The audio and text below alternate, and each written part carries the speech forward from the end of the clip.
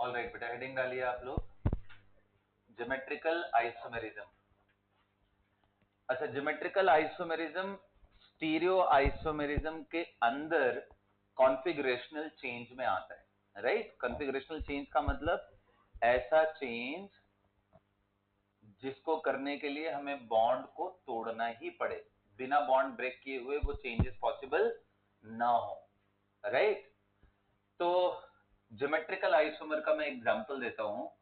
सबसे classic example है alkene के अंदर, जब हमारे पास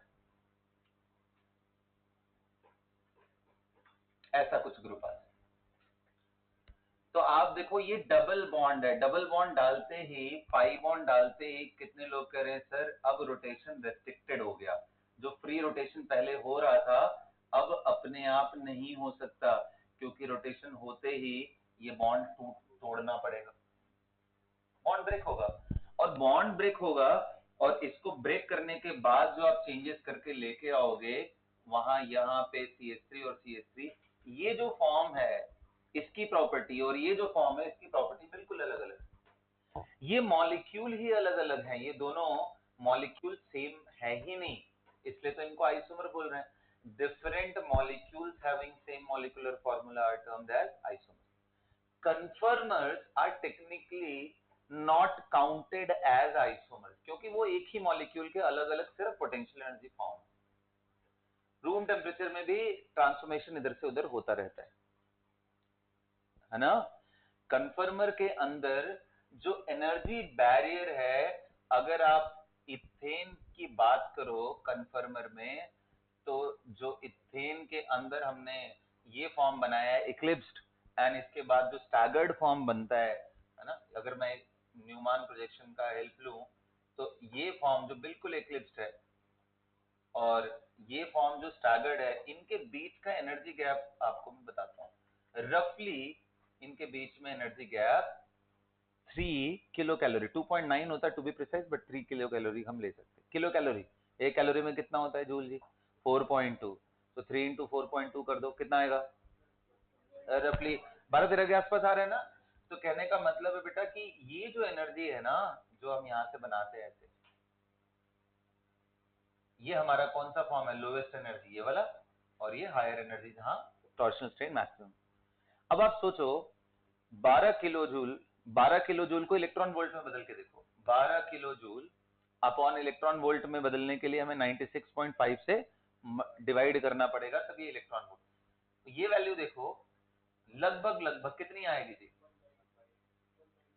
अप्रॉक्स अप्रॉक्स बताओ कितना है? 0.0125, 0.0125 इलेक्ट्रॉन वोल्ट। आप समझ रहे हो कितना कम है ये? विजिबल लाइट में अगर रेड कलर का भी मतलब नॉर्मल विजिबल लाइट में, धूप के अंदर, इसमें तो सारे रेडिएशन आते हैं।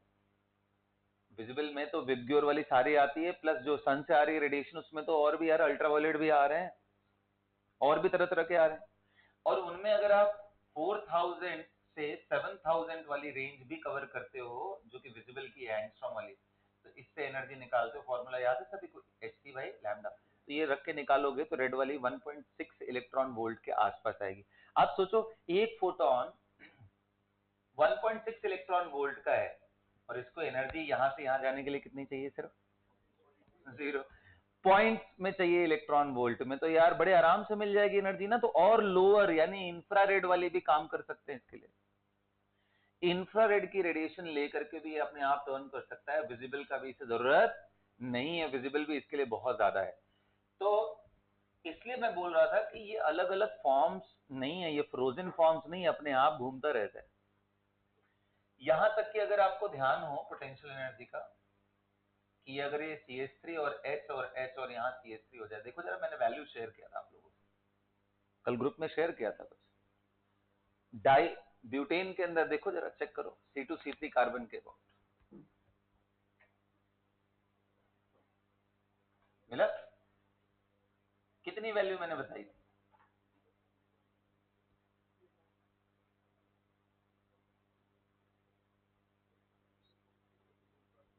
बोलो।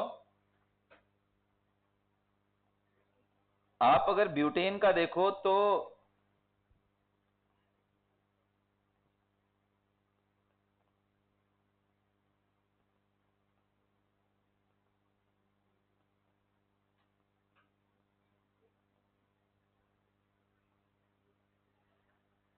Anti staggered form and Eclipse form के बीच में, इसमें फुल्ली इक्लिप्स, उनके बीच में जो गैप है वो है 5 किलो कैलोरी का। ये डेटा आप ध्यान रखना, आपने अगर नोट नहीं किया हो इस चीज को तो प्लीज मेक अ नोट कि ये जो गैप है वो कितना है बेटा, 5 किलो कैलोरी।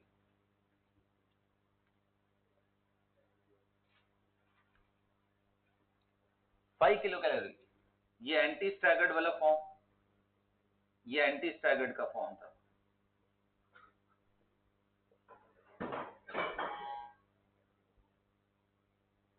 और ये कौन सा है, फुली इक्लिप्स्ड। इन दोनों के बीच में अगर आप गैप देखो तो कितना है, 5 किलो कैलोरी पर। अब इसको अगर आप चेंज करो किसमें, इलेक्ट्रॉन वोल्ट में, तो 96 इंटू 4.2 पहले कर दो, तकरीबन 20 प्लस आ गया, एंड डिवाइडेड बाय, अभी भी आप देखोगे तो पॉइंट में है इलेक्ट्रॉन वोल्ट। कहने का मतलब ये फॉर्म भी अपने आप रूम टेम्परेचर पे भी इधर से उधर पूरा घूमता रहेगा, ये एक जगह नहीं रहने वाला है, क्योंकि कांस्टेंट सप्लाई उसको मिलती जा रही है। आप उसमें चेक करो, साइक्लोहेक्सेन के लिए भी मैंने आपको एनर्जी का दिया हुआ है, चेक करो। साइक्लोहेक्सेन के सबसे कम स्टेबल फॉर्म कौन सा फॉर्म, हाफ चेयर, एंड सबसे ज्यादा स्टेबल कौन सा है, चेयर। चेक करो उनके बीच में गैप कितना है। ये भी डेटा मैंने आपके साथ शेयर किया था। और कितना है बेटा, 45, और ये एनर्जी आपकी किलो जूल में है, ठीक है, आपको ध्यान रखना है kilo joule. So 45 divided by again 19, 96.5, still coming 0.5, मतलब पॉइंट। तो क्या समझ में आया, ये ऐसे देखने में बड़ा डरावना लग रहा है कि इधर से इधर गया तो कितनी एनर्जी लेगा, देखो कितना नॉमिनल एनर्जी ले रही है।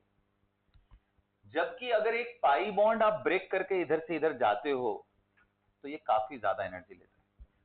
कार्बन कार्बन का डबल बॉन्ड का एनर्जी, एक पाई बॉन्ड का energy is much higher than any of these conformational changes.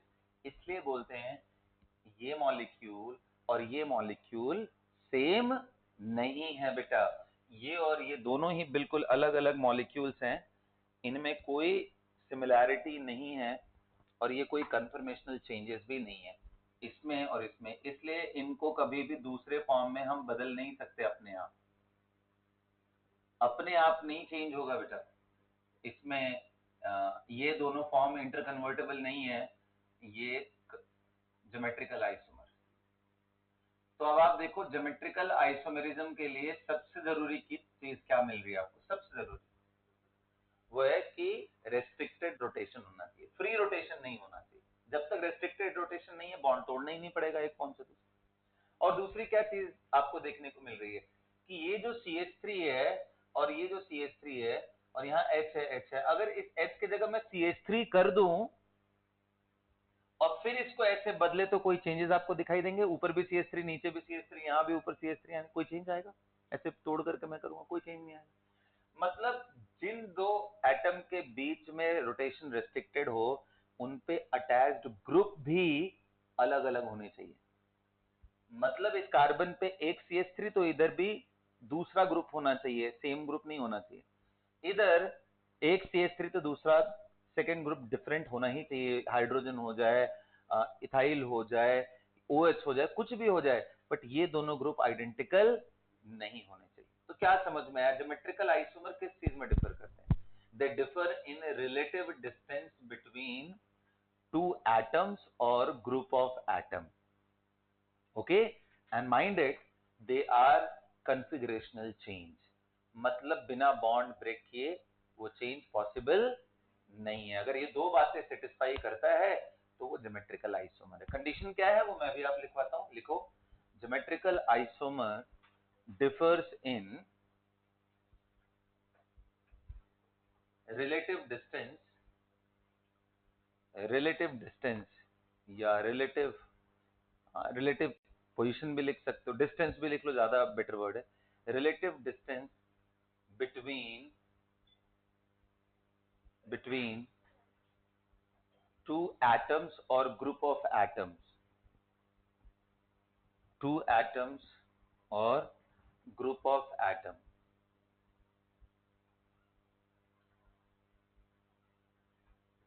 Okay again क्योंकि ये स्टीरियो केमिस्ट्री का पार्ट है तो आप किसी ग्रुप को तोड़ करके पोजीशन नहीं बदल सकते हो, जहां जो जुड़ा हुआ है वहीं पे रखना है, बस बॉन्ड ब्रेक करके आपको इधर उधर बस करना है, आई मीन उनके स्पेस में अरेंजमेंट को चेंज करना है, उनके पोजीशन को, उनके लेंथ को डिस्टर्ब नहीं करना है, क्योंकि ये स्टीरियो आइसोमेरिज्म का पार्ट है। Is that clear? आप लिख लो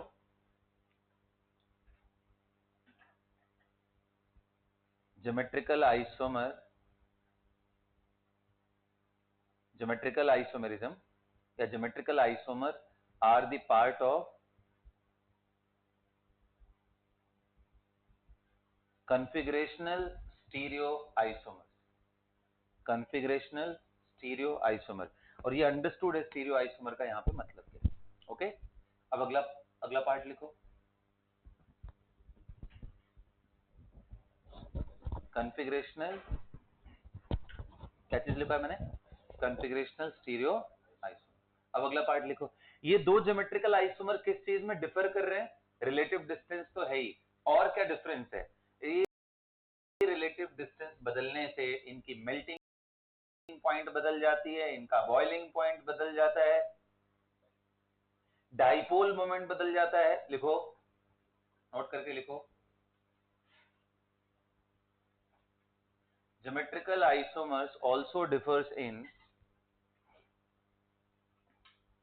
physical properties, physical properties, physical properties like melting point, boiling point, melting point, boiling point,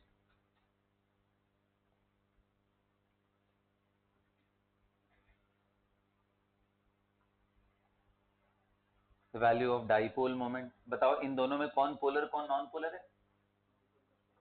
कौन सा पोलर है कौन सा नॉन पोलर है?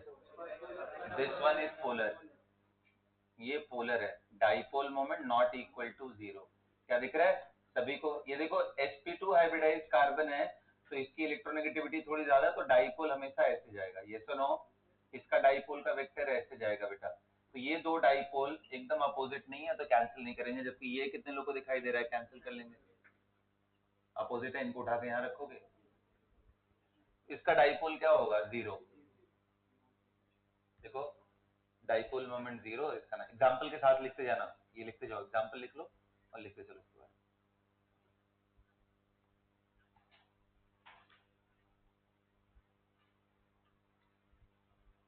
जनरली बेटा जिन मॉलिक्यूल के अंदर लीनियरिटी आती है ना उनका मेल्टिंग पॉइंट ज्यादा होता है। अगर आइसोमर की बात करो तो जनरली जो लीनियर आइसोमर है उनका मेल्टिंग पॉइंट ज्यादा होता है। क्यों? क्योंकि मेल्टिंग के लिए उनकी पैकिंग कितनी अच्छी है वो बहुत इंपॉर्टेंट एलिमेंट होता है। और कोई भी चीज जो लीनियर हो ना बड़े आराम से पैक हो सकता है, क्योंकि आप सोचो एक आपने रखा उसके ऊपर दूसरा रख दिया, तीसरा एकदम फ्लैट एक दूसरे से चिपक के रह रहे हैं, तो पैकिंग अच्छी होती है अगर कोई चीज लीनियर हो जाए। तो मोस्टली लीनियर आइसोमर, आप कहोगे सर इनमें दोनों में कोई लीनियर तो नहीं, हर जगह बेंडिंग है। ध्यान देना, हाइड्रोजन को जब भी हम देख रहे होते हैं ना ऐसा मानते हैं हाइड्रोजन इतना छोटा है कि वो उसको देखो ही मत। अगर हाइड्रोजन को नहीं देखोगे तो ये नियरली लीनियर है और ये लीनियर नहीं है। तो इसलिए जनरली जैसा मैंने आपको बताया, कभी भी आप देखोगे अगर आइसोमर्स की बात आएगी तो जनरली लीनियर आइसोमर्स जो भी निकल के आते हैं उनका मेल्टिंग पॉइंट ज्यादा होता है as compare to non linear. या कंप्लीटली स्फेरिकल हो जाए तो भी अच्छा होता है, क्योंकि स्फीयर्स भी आराम से पैक हो जाते हैं। तो लीनियर अरेंजमेंट आसानी से पैक होता है, सबसे कॉमन वही है, इसलिए ध्यान रखना लीनियर आइसोमर का मेल्टिंग पॉइंट ज्यादा होता है। और बॉइलिंग पॉइंट किसका ज्यादा होता है?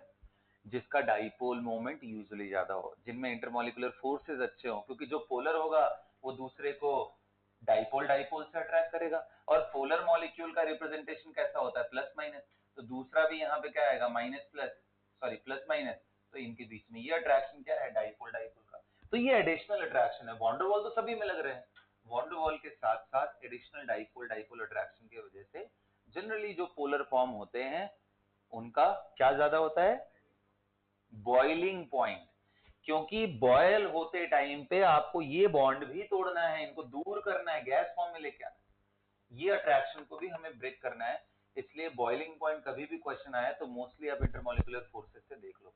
जबकि मेल्टिंग पॉइंट आए तो मॉलिकुलर फोर्सेस के साथ साथ पैकिंग कितनी अच्छी है वो एक इंपॉर्टेंट एलिमेंट है। तो मेल्टिंग पॉइंट में फोर्सेस के साथ पैकिंग भी, और बॉइलिंग के लिए फोर्सेस देखना जरूरी है। एंड फोर्सेस के लिए वही सारे पॉइंट, वॉन्डरवॉल फोर्सेस में क्या क्या चीज आती थी हमारे पास, वो सारे लिस्ट को हमें ध्यान रखना है कि मॉलिकुलर वेट पे, इंटरमॉलिकुलर हाइड्रोजन बॉन्डिंग पे, लीनियरिटी पे, वो सारी कहानियां हमने केमिकल बॉन्डिंग में जो पढ़ रखा था वही लगाना है। Is that clear? चलिए अब इसी के साथ आगे बढ़ते हैं। अब देखते हैं कंडीशंस फॉर ज्योमेट्रिकल आइसोमेरिज्म। लिखो, हेडिंग डालो, condition.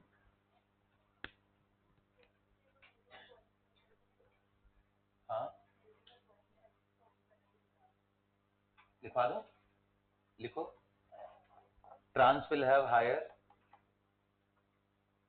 Melting point, whereas cis will have higher boiling point। क्यों ट्रांस ज्यादा है? क्योंकि ये लीनियर है। Generally linear molecule have higher melting point due to better packing, due to better packing।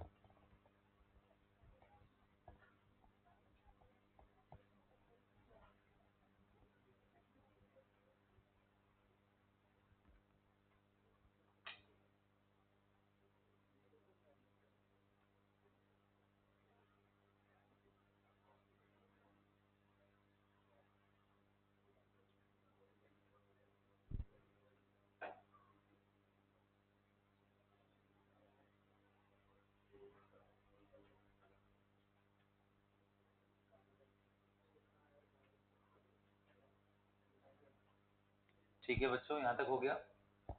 आइए heading डालिए, कंडीशन फॉर ज्योमेट्रिकल आइसोमेरिज्म। सबसे पहला पॉइंट क्या लिखना है आपको? सबसे पहला पॉइंट क्या लिखना है? There must be restricted rotation. There must be restricted rotation. जैसे हम कन्फर्मर में फ्री रोटेशन होता है, अपने आप घूमता है, वो नहीं होना चाहिए। There must be restricted rotation between carbon carbon bond. ठीक है, अब आप रेस्ट्रिक्शन कैसे अप्लाई कर सकते हो? कैसे अप्लाई कर सकते हो? हाँ जी बिल्कुल, पाई बॉन्ड इंसर्ट करके। और कोई तरीका है क्या? है ना, साइक्लिक बना के, बिल्कुल सही आंसर। साइक्लिक बना करके भी तो कर सकते हो। एक बात बताओ, जैसे मान लो मैंने ये कर दिया, अब मैं क्या इसके अबाउट इस पूरे चीज को घुमा सकता हूं क्या? मतलब इसके अबाउट इसको फिक्स कर लो और इसको घुमाओ, क्या घुमा पाओगे? नहीं। तो ये बॉन्ड तोड़ना पड़ेगा ताकि ये रिंग ओपन हो जाए ऐसे करके, फिर तब जाकर के ये घूमेंगे। तो रिंग इंसर्ट करने में भी रिस्ट्रिक्टेड रोटेशन क्रिएट हो जाता है। तो रिस्ट्रिक्शन दो तरीके से लगा सकते हैं, या तो आप पाई बॉन्ड डाल दो तो नहीं घूम पाएगा क्योंकि पाई बॉन्ड टूटेगा नहीं, या तो फिर आप रिंग जोड़ लो, यानी डबल बॉन्ड इक्विवेलेंट आपको लेके आना है उसके अंदर। ठीक है, लिखो, restriction can be applied by two ways: inserting a pi bond, लिख लिया, inserting a pi bond,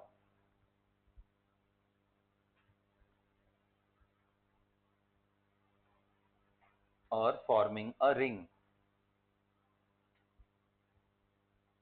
तो ये दोनों ही आप एग्जाम्पल लिख लेना कि भाई यहां पे भी नहीं हो सकता और यहां पे भी नहीं हो सकता। एग्जाम्पल मैं ऐसे दिखा दूं।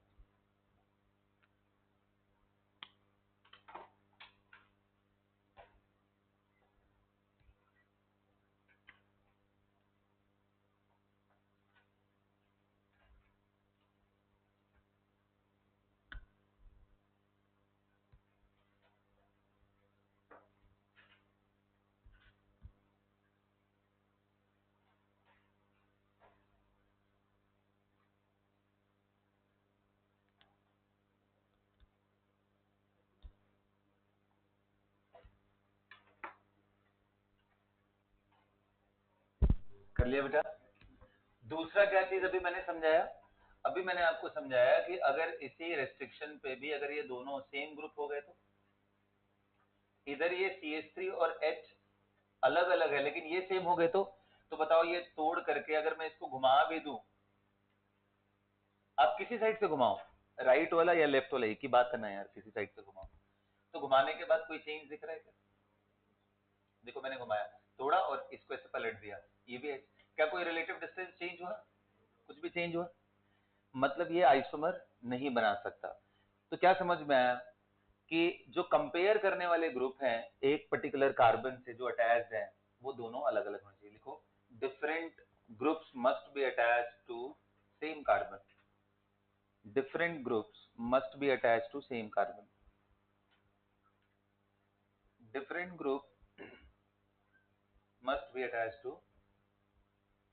same carbon। एग्जांपल लिख लो कि this will not show geometrical isomerism, ये लिख लो बिकॉज ये दोनों क्या हो गए, सेम सेम ग्रुप, ये दोनों क्या है फिर, आइडेंटिकल है, ये आइसोमर नहीं है, आइडेंटिकल है।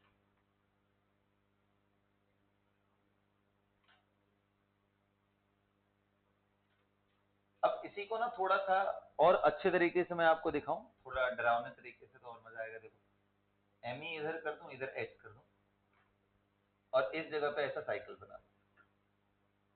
अब थोड़ा डरना चाहिए आप लोग को, डर लग रहा है? नहीं लगना चाहिए बिल्कुल भी, क्योंकि जब भी ऐसा चीज आ जाए तो आप इसको एक्सटेंड कर लो, मतलब बीच से इसको कट कर दो दो पार्ट में। बताओ ऊपर वाला पार्ट और नीचे वाला पार्ट क्या आइडेंटिकल है या अलग अलग है? तो इसलिए यहाँ पे भी नहीं करेगा, it will also not, no geometrical isomerism. मैं बोलूँ कि ऐसा कर लें अगर, तो sir ET Me Cl Br, क्या ये करेगा? Yes it will do. इसका दूसरा फॉर्म कौन सा बनेगा? दूसरा फॉर्म कौन सा बनेगा यार? बॉन्ड तोड़ो, इसको घुमाओ, इसको घुमाओ या इसको घुमाओ एक ही बात है, आप इसको चेंज कर लोगे, ये दूसरा फॉर्म Me and Et, इधर Cl and इधर Br, these two are geometrical isomers।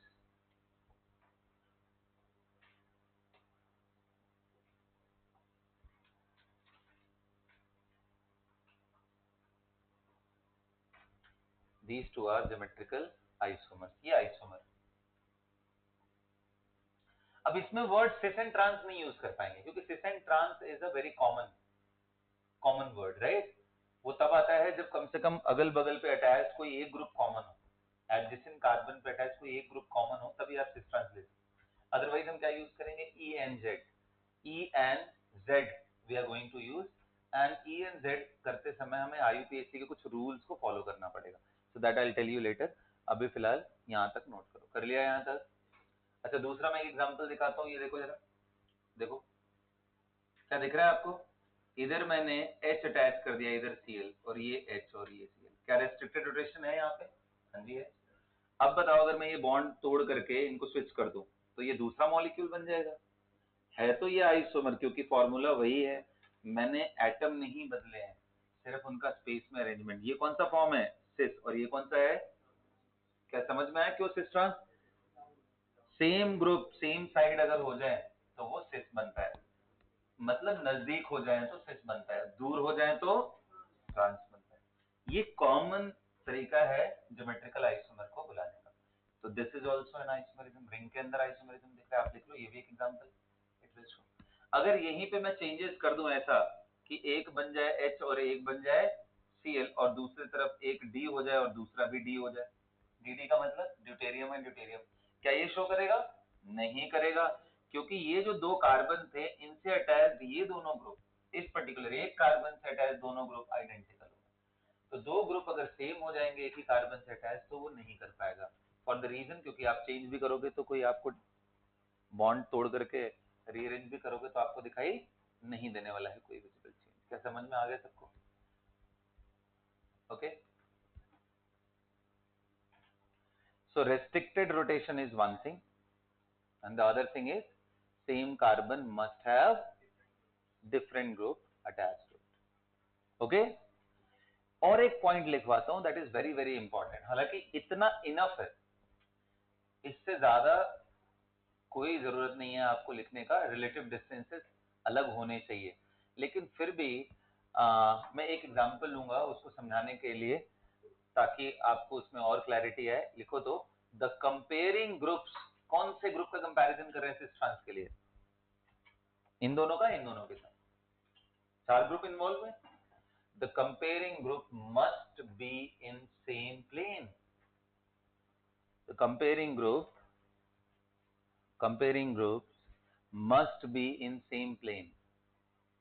They must be in same plane. अब इसका क्या मतलब है, अभी इसको समझाता हूं मैं आपको। देखो ध्यान से, बहुत ध्यान से सुनना, ठीक है? जैसे मान लो एक कार्बन ले लिया, बताओ एक कार्बन कितनी वैलेंसी होती है इस कार्बन की?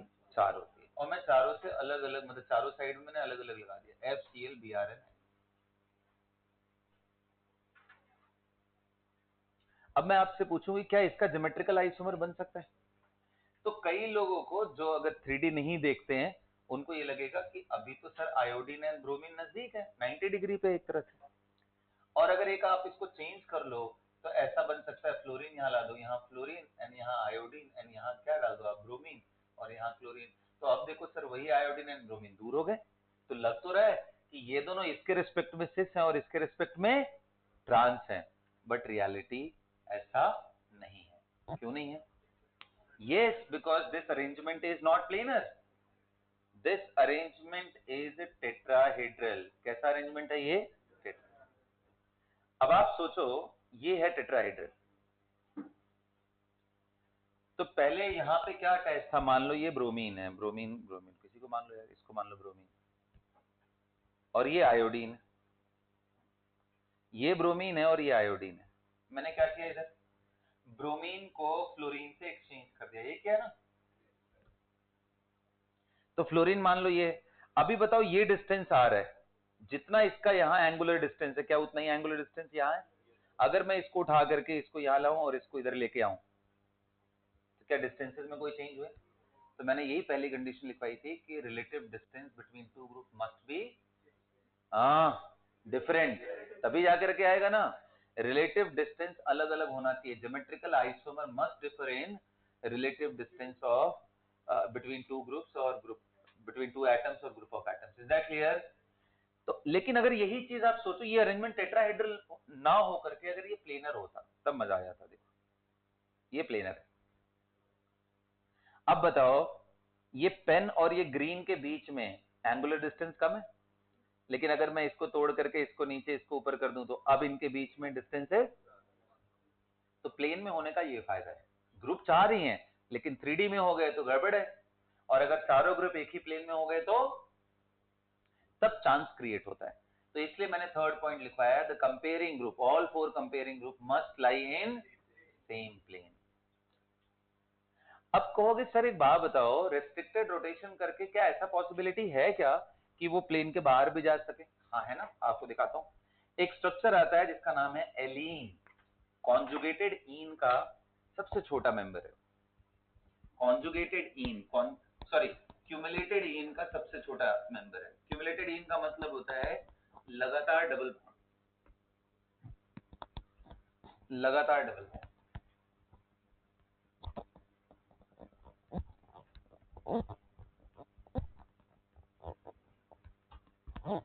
देखो लगातार double bond, double bond, double bond, इसमें ये जो चारों बॉन्ड हैं, ऐसा लग रहा होगा आपको देख के कि ये चारों एक ही प्लेन में है, बट रियलिटी ये है कि अगर ये दोनों सेम प्लेन में हुए तो ये पक्का एक अंदर और एक बाहर। और इसके क्वेश्चंस हमने किए हैं, बॉन्डिंग के बाद हमने इसके क्वेश्चंस किए हैं, अगर आपको ध्यान हो तो, है ना? असाइनमेंट डिस्कस करते समय हमने किए हैं। बट चलो कोई बात नहीं, बड़ा इजी से मैं समझा देता हूँ आपको अच्छे से। देखो अब ये कैसे पता चल रहा है कि सर ये किनारे वाले बाहर हैं या प्लेन में? यही अगर मैं लगातार 3 बॉन्ड डाल दूं, यानी ऑड नंबर में बॉन्ड डाल दूं ना, तो ये सारे प्लेन में। इवन नंबर में परपेंडिकुलर हो जाते हैं, ऑड नंबर लगातार 5 बॉन्ड बोल रहा हूं, अल्टरनेट नहीं, लगातार लगातार। आओ देखते हैं कैसे हुआ। तो बताओ इस कार्बन का हाइब्रिडाइजेशन क्या है, sp। अच्छा मैं अगर इस लाइन को एक्स एक्सिस बोल दूं तो कितने लोग कह रहे हैं, अगर इस डायरेक्शन में मैंने ओरिएंट किया हुआ है तो पक्का ये p के अंदर कौन सा यूज हुआ होगा, px। अरे s एंड px मिलेगा तभी तो sp and sp linear create होगा। तो यानी ये px ले गया, px ले गया तो इसके पास कौन कौन सा p बचा रह गया पाई बॉन्ड बनाने के लिए, py एंड pz। तो बताओ इसके पास py है एंड pz है। सुन रहे हो मेरी बात ध्यान से? कितने लोग कह रहे हैं ये एक पाई इसके साथ एक पाई इसके साथ, अगर इसके साथ यूज कर रहा है तो इसका भी py यूज करना पड़ेगा, और इसके साथ यूज कर रहा है तो pz, क्योंकि पाई बॉन्ड तो तभी बन सकता है जब दोनों सेम ही ओरिएंटेशन में आ रहा हूं, कि भाई अगर y है तो y के लॉन्ग है, z है तो z के लॉन्ग है। नहीं तो अगर ऐसे हो गया तो क्या ओवरलैप हो पाएगा, नहीं हो पाएगा। पाई बॉन्ड बनाने के लिए उनका ओरिएंटेशन सही। आप देख रहे हो इसने y से बनाया है पाई बॉन्ड और इसने किससे बनाया है, z। P y and p z एक दूसरे के क्या होते हैं, परपेंडिकुलर। तो सोचो जब इनका पाई परपेंडिकुलर है तो इनके अपने प्लेन भी परपेंडिकुलर। यही कहानी आप यहां देखो, किसी भी एक जगह से स्टार्ट कर लो, यहाँ बीच से एस टी, और इसको मैं एक्स बोल रहा हूँ और इसका भी एस टी है, तो क्योंकि ये लीनियर है तो इसने भी अपना एक्स यूज किया। अब तुम ध्यान देना, इसके पास पी एक्स ले लिया ना, वाई एन क्या बचा है, पी जेड। इसके पास भी पी वाई एन। अब बताओ अगर इसने पी जेड यूज किया इसके साथ तो पी जेड बना लेगा, इसका वाई बचा रह गया ना, तो इसका वाई बचा रह गया तो इसके साथ पी वाई ही यूज करेगा। अच्छा बताओ इसके पास कौन सा बचा रह गया, पी वाई, तो इसके किसके साथ यूज करेगा वो। तो बताओ किनारे वाले का वाई एक्सिस और इसका भी वाई एक्सिस ही यूज हो रहा है, तो अगर इनके पाई वाले एक्सिस सेम है तो इनका प्लेन भी सेम ही होगा। प्रॉब्लम ये है कि अगर किनारे किनारे वाले ऑर्बिटल बदल गए, पी वाले जो पाई बॉन्ड बना रहे हैं, तब इनका ओरिएंटेशन बदल जाएगा, क्योंकि तीनों पी म्यूचुअली परपेंडिकुलर होते हैं। इसलिए अगर आपके पास ऑड नंबर में, कभी भी चेक कर रहे हैं ना, ऑड नंबर में होगा तो किनारे किनारे वाले बॉन्ड, किनारे किनारे वाले जो हाइब्रिडाइज्ड स्पीशीज हैं वो सेम पी ऑर्बिटल यूज कर रहे होंगे पाई के लिए, तो इसलिए बोलते हैं ऑड नंबर वाले पाई बॉन्ड लगातार हो जाए तो चारों ग्रुप किनारे के एक ही प्लेन में हो जाते हैं, और इवन नंबर में हो जाए तो परपेंडिकुलर हो जाते हैं। क्या ये आपको बात समझ आई? अच्छी बात है। इस बात को आप लिखोगे क्या, नोट करके लिखो, ये बड़ा इंपॉर्टेंट क्वेश्चन है। The comparing all four comparing group must be in same plane. Example लिख लेना, एग्जाम्पल लिख लेना। अगर मान लो ये एच एंड डी है एंड ये एच एंड डी है, तो आप लिख लेना, if even number of continuous double bond is there, then the terminal group will be in perpendicular plane. If even number of continuous double bond is there, then the terminal group, इसको highlight कर लेना बेटा, ये बड़ा important point है, then the terminal groups must be, कैसे होंगे, हाँ जी, in perpendicular,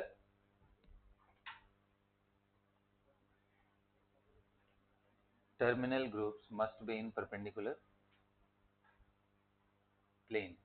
एंड अगला लिख लेना, एग्जाम्पल ये दिखा लो कि इसमें मतलब आप ऐसे दिखा लेना, C double bond C double bond C, and यहाँ पे एच एंड यहाँ डी, एंड ये एच एंड ये डी। आप लिख लेना कि ये चारों ग्रुप एक प्लेन में नहीं है, ये दोनों अगर प्लेन में है तो ये इसके, अब वो एक्सप्लेन करने के लिए ये मैपिंग कर लो बस, हाइब्रिडेशन से किया है, कोई बहुत बड़ी बात नहीं,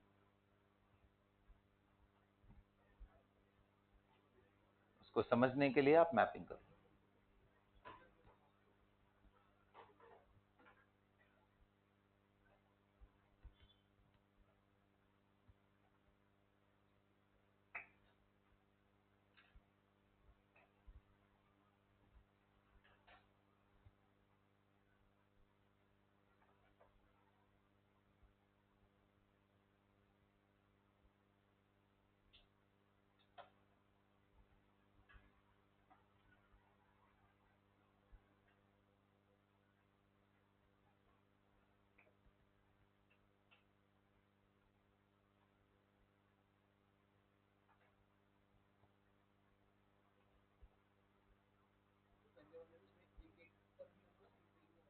कौन से? ये वाले में? हाँ, ये जो लाइन है वो तो सेम है, इस लाइन के रिस्पेक्ट में ये दोनों अलग प्लेन में, ये दोनों अलग। इसका देखना पी वाई यूज हो रहा है और इसका क्या यूज हो रहा है, पी जेड। किनारे किनारे वाले जो पाई के ऑर्बिटल अगर वो सेम हो जाए तो ही वो सेम प्लेन में होगा। अगर ये वाई में यूज हो रहा है तो ये कौन से प्लेन में है, इनका प्लेन। अगर ये वाई यूज कर रहे हैं तो ये जेड एक्स जेड प्लेन में होगा, और ये पी जेड यूज कर रहे हैं तो ये कौन से प्लेन में है, एक्स वाई। तो अगर आप इसको एक्स एक्सिस और इसको वाई एक्सिस इतना डिटेल में जानना है तो ऐसे भी समझ लो कि देख बेटा, आपने sp2 हाइब्रिडेशन समझा है ना। sp2 हाइब्रिडेशन में क्या होता है कि दो पी यूज हो जाते हैं, एक पी बचा रहता है, और तुम्हें पता है कि px py और pz म्यूचुअली क्या होते हैं, परपेंडिकुलर। तो अगर sp2 के अंदर दो पी यूज हुए, px एंड py, तो कौन सा बचा रह गया, pz। तो इसलिए बोलते हैं अगर आप sp2 px and py use करके बना रहे हो तो xy प्लेन में ट्रायंगल बनेगा, ट्राइगोनल प्लेन, और इसके परपेंडिकुलर क्या होगा, pz होगा। ये ऐसे होता है। तो इसलिए मैंने बताया कि अगर आपका पाई और यही पाई बना रहे, तो अगर पाई बनाने वाला सेम ऑर्बिटल हो गया किनारे किनारे वालों का, तो उनका करस्पॉन्डिंग जो हाइब्रिड ऑर्बिटल्स होंगे वो भी सेम प्लेन में हो जाएंगे, क्योंकि दोनों नॉर्मल है।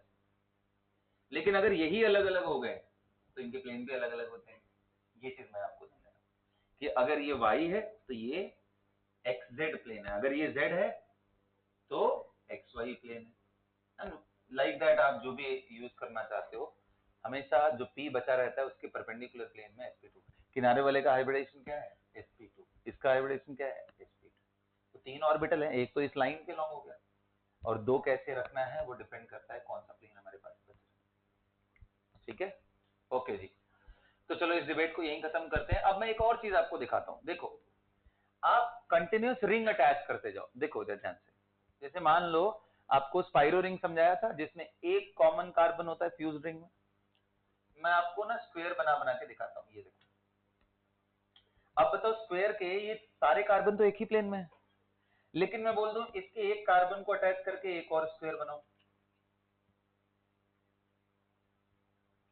बना लिया। अब यहां एक डबल बॉन्ड अटैच कर दो और यहां भी एक डबल बॉन्ड अटैच कर दो, आपको एक इल्यूजन क्रिएट होगा कि अगर सर मैंने यहां से बॉन्ड तोड़ के इसको घुमा दिया तो ओ दूर हो जाएंगे, आपको ऐसा लगेगा जैसे ये दोनों अलग अलग स्ट्रक्चर है। बोलो लग रहा है या नहीं, ये दोनों अलग अलग लग रहे हैं ना। टेक्निकली ये दोनों आई मीन डिस्टेंस वाइज दूर है नहीं, वो बिल्कुल वैसे ही अपीयरेंस हो रहा है जैसे हमने टेट्राहेड्रल एक कार्बन में प्लेन में दिखा के तुम्हें कराया था। ये 3D मॉलिक्यूल्स हैं, टू डायमेंशनल नहीं है। आपको कैसे सर, तो ये प्लेन है ना बेटा, तो ये परपेंडिकुलर। अब ये कैसे, क्योंकि इसके जंक्शन पे हाइब्रिडेशन क्या है, sp3, और जहां sp3 हाइब्रिडेशन हो जाए वहां पे कैसा ज्योमेट्री आ जाएगा, 3 डायमेंशनल टेट्राहेड्रल। अब आपको मैं दिखाता हूं, जैसे ये प्लेन में थे ना, तो इनको देखो मैंने ऐसे कर लिया, consider these two bonds in the plane of the board, then tell me these two bonds are, one is inside and one is. तो इसका जो स्क्वायर बन रहा होगा ऐसे बन रहा होगा, ऐसे गया ऐसे गया ऐसे ज्वाइन हुआ, और इसका स्क्वायर कैसे बन रहा है, ऐसे एंड ऐसे करके। तो बताओ दोनों स्क्वायर क्या है, परपेंडिकुलर। तो इसका ऑक्सीजन यहाँ है, इसका ऑक्सीजन यहाँ है। अब ध्यान से देखना, इसका ऑक्सीजन इस जगह पर है, मैं पूरा एक्सटेंड नहीं कर पा रहा हूँ, समझ रहे हो ना, दो और बॉन्ड लगाने पड़ेंगे।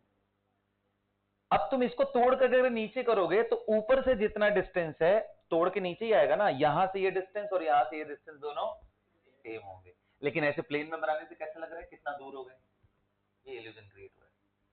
तो इसलिए मैंने बोला कंपेयरिंग ग्रुप, जिस ग्रुप का आप कंपेयर कर रहे हो वो सेम प्लेन में होना चाहिए। यहां पे एक बार फिर ये ऑक्सीजन और ये ऑक्सीजन सेम प्लेन में नहीं है, इसलिए हम इनका कंपैरिजन, तो सेम प्लेन में है ही नहीं तो ज्योमेट्रिकल आइसोमरिज्म पॉसिबल ही नहीं। तो आप लिख सकते हो दिस एंड दिस, ये दोनों भी ज्योमेट्रिकल आइसोमर नहीं है, क्योंकि ऑक्सीजन ऑक्सीजन परपेंडिकुलर प्लेन में है, और चेंज करने से भी डिस्टेंसेस चेंज नहीं होंगे, 2D में आप नहीं देख पाओगे, 3 डायमेंशनल बना करके ही आपको देखना पड़ेगा। ठीक है, नोट कर लेना इसको। तो इसमें भी वही वाली हालत, अगर स्पाइरो बना रहे हो ना तो 2 रिंग आपने जोड़ा है तो ये दोनों रिंग परपेंडिकुलर होंगे, 3 जोड़ दोगे तो पहला और तीसरा सेम प्लेन में। यही कहानी इंटरेस्टिंग हो जाएगी अगर 3-3 जोड़ दिया तुमने। ये ऐसे जोड़ दोगे ना तो बड़ा इंटरेस्टिंग हो जाएगा। तो ये प्लेन, ये परपेंडिकुलर, ये प्लेन हो गया ना। अब तुम यहाँ डबल बॉन्ड हो और यहाँ डबल बॉन्ड हो करो और इसका ज्योमेट्रिकल आइसोमर बनाओगे तो बनेगा, क्योंकि प्लेन परपेंडिकुलर प्लेन ये दोनों सेम प्लेन में हो गए। तो अब तुम चेंज करोगे बेटा तो हो जाएगा। हर जगह पे, हर जंक्शन पे आपको चेक करना पड़ेगा फ्यूज रिंग में कि क्या वो सेम प्लेन में है या नहीं ना। क्या मैं इन दोनों रिंग को सेम प्लेन में कर सकता हूँ क्या? चांस है। वो कैसे? तब हमें थोड़ा अलग तरीके से फ्यूजन कराना पड़ेगा, ऐसे कराना पड़ेगा। अब कितने लोगों को दिखाई दे रहा है ये अब सेम प्लेन में हो गया? कैसे दिखाई दे रहा है? क्योंकि सर आपने डबल बॉन्ड डाल दिया है, अब ये हाइब्रिडेशन sp2 हो गया है, इसका भी sp2, और अगर ये पाई बना रहा है तो पक्का आप सेम ही p यूज कर रहा होगा। अगर ये py है तो ये भी py यूज कर रहा होगा। तो अगर ये py सेम यूज कर रहा होगा तो इसके अपने कार्बन, इसके अपने कार्बन सारे एक ही प्लेन में हो गए। अब यहाँ पे सिस ट्रांसफर से आ जाएगा। तो ये आपको हर मॉलिक्यूल में अपना बॉन्डिंग का समझ ले करके, और जो मैंने यहाँ पॉइंट लिखवाया है वो चारों ग्रुप जिनका कंपैरिजन कर रहे हो वो सेम प्लेन में होने चाहिए, ये 2 पॉइंट को एनालाइज करके आप प्रोसीड करोगे, कभी गलती नहीं होगी। रटने की कोशिश करोगे तो कुछ जगह तक काम आएगा, बाकी सब समझ गए ना, गलती होने के चांसेस हैं। बट फिलहाल मैंने काफी हद तक एग्जांपल्स आपको कवर करा दिए हैं। सो ये भी प्लेन, ये भी प्लेन, तो इसमें ये ज्योमेट्रिकल आइसोमर है। अगर आपको कभी पूछे क्या ये ज्योमेट्रिकल आइसोमर है, हाँ जी है, दे आर ज्योमेट्रिकल। ये जी आई है ज्योमेट्रिकल आइसोमर। ऐसे ही मैं इसको पलट देता तो, मतलब इसको यहां बना दे रहा हूं,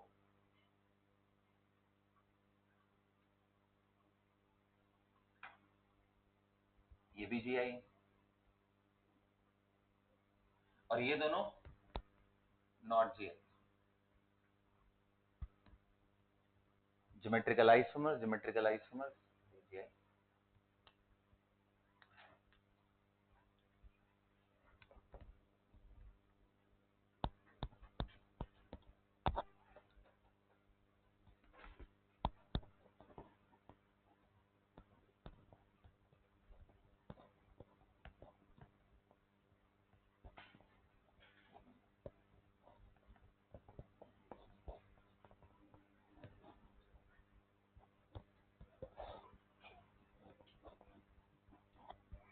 क्या सभी को समझ में आ गया?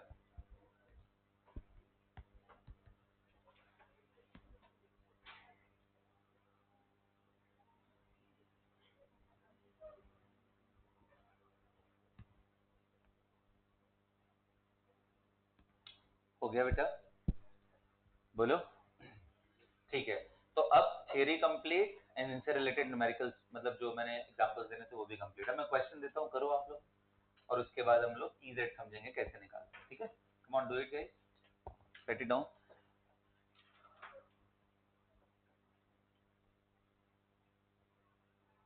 Identify among the given molecule which will show geometrical isomerism, which will show geometrical isomerism.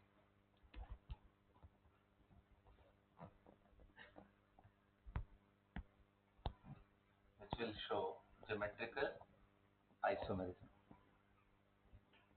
Okay, got it? चलिए जी, क्वेश्चन है आपके सामने, सी डबल बॉन्ड सी, मैं ऐसे लिख दे रहा हूँ, H D, H and D. Show करेगा या नहीं बताते जाओ साथ के साथ, ये सुनो, साथ के साथ चलना चाहिए बिल्कुल। ये 3 कंडीशन देखना है, रिस्ट्रिक्टेड रोटेशन है, 2 कार्बन जिन पे ग्रुप जुड़े हुए हैं क्या अलग अलग है, इधर भी अलग अलग है, और तीसरा क्या ये सेम प्लेन में है, तो एक पाई बॉन्ड में तो सेम ही प्लेन में होता है, तो इसलिए इट विल शो। ये कौन सा फॉर्म है? 6। दूसरा फॉर्म कौन सा आएगा? आइए जी, अगला molecule N O H C H 3 H, बताइए। अच्छा, इस कैटेगरी के के मॉलिक्यूल को ऑक्साइम बोलते हैं। क्या बोलते हैं? हाँ जी, मैं थोड़ा सा डिस्क्रिप्शन दूंगा। ऑक्साइम फॉर्मेशन होता कैसे कैसे ये होता है व्हेन कीटोन और एल्डिहाइड रिएक्ट्स विथ किसके साथ? NH2OH के साथ। किसके साथ रिएक्ट करता है? NH2OH।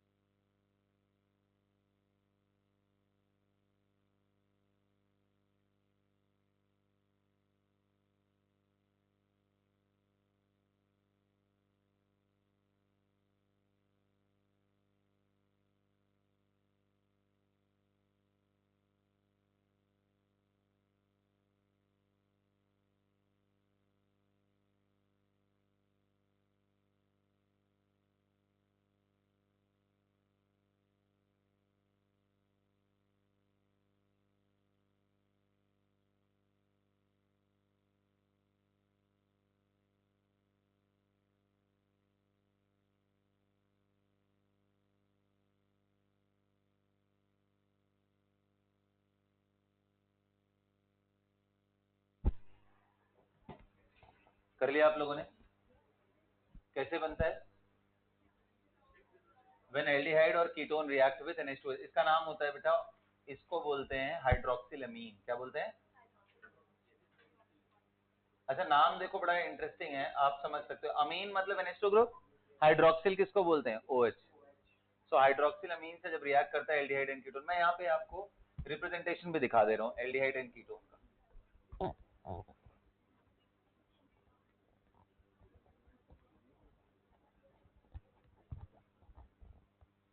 देखो, मान लो RCR डैश, यही है, ये कीटोन है। अगर इसको एल्डिहाइड करना हो तो बस इन दोनों में से कोई एक हाइड्रोजन हो जाए। बोलो भाई, अगर ये रिएक्ट करेगा NH2OH के साथ तो क्या बनेगा? ये H2O निकल जाता है। जैसे एस्टर फॉर्मेशन होने में वाटर निकलता है, ऐसे यहाँ से वाटर निकलेगा। क्या बन जाएगा? ये दोनों डबल बॉन्ड में जुड़ जाएंगे, तो ये एक ऑक्साइम हो जाएगा। अगर एल्डिहाइड बना रहा है तो उसको एल्डो ऑक्साइम, कीटोन बना रहा है तो उसको कीटो ऑक्साइम बोलते हैं।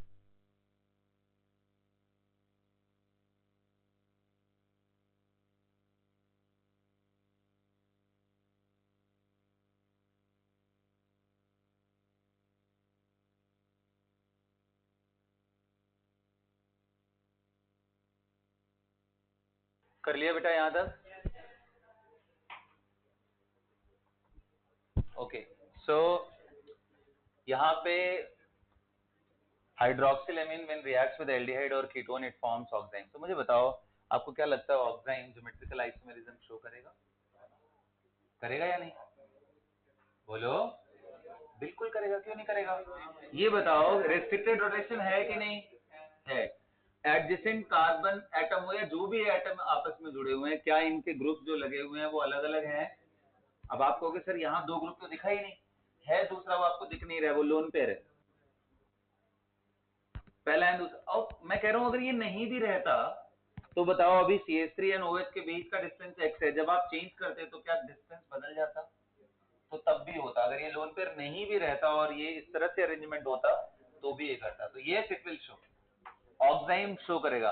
अच्छा, पता है इसमें क्वेश्चन कैसे आते हैं? इसमें ये आएगा कि tell me if acetone reacts with, ध्यान से सुनो word, if acetone reacts with hydroxylamine and forms an oxime, tell me, will it show geometrical isomerism or not? You know what is acetone? Acetone is CH3 C double bond O CH। Dimethyl ketone भी इसको बोलते हैं, उसका common name क्या है? Acetone. सो acetone जब react करेगा तो कितने लोग कह रहे हैं यहाँ प्रॉब्लम आ जाएगा सर, क्योंकि ये भी CH3 और तो दोनों सेम हो गए, फिर गड़बड़ हो जाएगा। तो सिमेट्रिकल कीटोन नहीं देते हैं। और सिमेट्रिकल एल्डिहाइड सिर्फ एक ही है, कौन सा? फॉर्मल्डिहाइड। जब ये डबल बॉन्ड हो और ये H और ये H हो जाए तो इसको क्या बोलते हैं? फॉर्मल्डिहाइड। क्या नाम है? तो सिर्फ एक कीटोन है HCHO जिसको फॉर्मल्डिहाइड बोलते, सॉरी एक एल्डिहाइड है जो फॉर्मल्डिहाइड है, that will never give any geometrical isomerism while forming oxime. बाकी सारे एल्डिहाइड देंगे क्योंकि यहाँ पे R ग्रुप हो जाएगा और यहाँ H रहेगा, दोनों अलग अलग होंगे। और इधर वाले में तो ये पक्का ही अलग अलग है, तो इधर वाले का ही टेंशन लेना है। कीटोन में अनसिमेट्रिकल कीटोन देते हैं और जो सिमेट्रिकल कीटोन है नहीं देते हैं। हाँ बोलो, हमें क्वेश्चन पूछ रही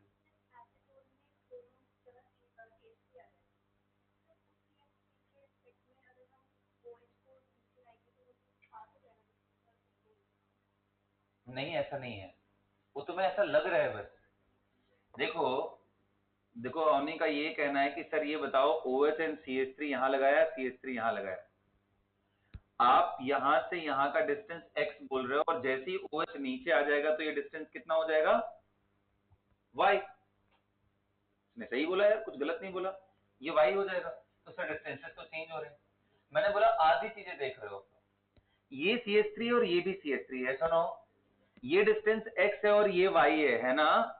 अब आप जब चेंज करोगे तो अब ये x और ये क्या हो जाएगा? यहाँ भी x y और यहाँ पे भी।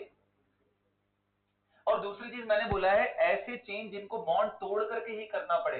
कितने लोग कह रहे हैं इधर से इधर जाना है तो मॉलिक्यूल को ऐसे पकड़ो सर, बस ऐसे पलट दो। क्या मुझे बॉन्ड तोड़ने की जरूरत पड़ी क्या? मॉलिक्यूल को सिर्फ पलट देने से ये स्ट्रक्चर बन गया ना। तो यार ये तो आइसोमर ही नहीं, they are not isomer, they are identical compound. Is that clear? इसलिए बोला था मैंने कि दोनों तरफ एक ही कार्बन से अटैच ग्रुप अलग अलग होने चाहिए। क्या समझ में आया? सो ऑक्साइन शो करेगा, सिमेट्रिकल कीटो ऑक्साइन बन रहा है तो नहीं शो करेगा क्योंकि कीटोन अगर सिमेट्रिकल हो गया। एल्डिहाइड में सिर्फ फॉर्मल्डिहाइड नहीं शो करता, बाकी सब करते हैं। क्या ये बात, ये समझने की बात है, इसको रटने की बात नहीं है, क्योंकि वो ऊपर के 3 पॉइंट में ही ये सारा चीज कवर हो जाता है। बस आपको ऑक्साइन समझना था, ऑक्साइन होता क्या है। Is that clear? हाँ, चलो आगे बढ़ते हैं। ऑक्साइन के बाद मैं आपको एजो कंपाउंड लेके आता हूँ, AZO। एजो कुछ याद आ रहा है आपको? एजो कंपाउंड किसको बोलते थे? डाई एजो कंपाउंड, जहां पे N डबल बॉन्ड N हो जाए, तो कार्बन की जगह N डबल बॉन्ड N। और मैं बोलूं सिंपल सा ले लिया मैंने, आपकी मर्जी, आप इधर CH3 कर लो, इधर भी CH3 कर लो, जो मर्जी करे करो, बताओ ये शो करेगा या नहीं? ये it will, why not? Double bond है, रेस्ट्रिक्टेड रोटेशन, एक ही एटम पे दोनों ग्रुप जो अटैच है वो अलग अलग है। हाँ जी है। क्या सेम प्लेन में है? बिल्कुल है। एक डबल बॉन्ड में तो टेंशन नहीं लेना है। तो ये फॉर्म, अच्छा अब मेरी बात ध्यान से सुनना, जैसे ही लोन पेयर आ जाता है ना बेटा, उसको सिस ट्रांस की जगह पे syn and anti word use करते हैं कॉमन नेम में। इसका नाम क्या है? सिन। और ये क्या है? एंटी। तो बड़ा सिंपल सा, सिन मतलब सेम साइड, एंटी मतलब अपोजिट साइड। सिस ट्रांस नहीं यूज करते, no cis trans, no cis trans naming